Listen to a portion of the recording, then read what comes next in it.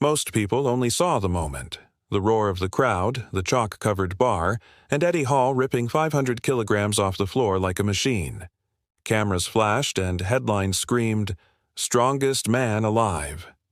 But what they didn't know was the secret behind that impossible lift. Eddie had been preparing for years, but his body wasn't the only thing in training. His mind was. Every night he visualized the lift until he could feel the weight crushing his palms in his dreams.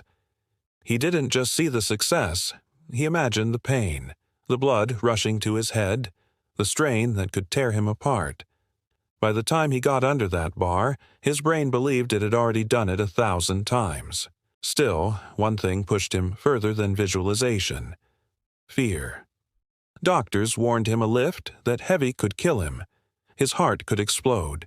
His brain could shut down. But Eddie turned fear into fuel.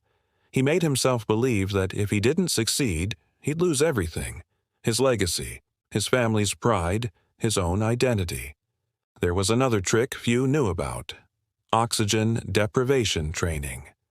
Before the lift, Eddie practiced holding his breath under pressure, simulating the suffocation he'd feel when his blood pressure skyrocketed mid-lift.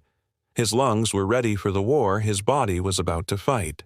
On the day of the record, he walked out not as a man, but as someone who had convinced himself he was unstoppable. He gripped the bar, shut out the noise, and tapped into every ounce of rage, fear, and obsession he'd buried inside. When the plates left the ground, time froze. Every vein screamed, his vision blurred, and blood vessels burst in his head. But in that storm, his secret weapon wasn't muscle. It was the unbreakable belief that he had no choice but to win. And that's how Eddie Hall became the first man to deadlift half a ton.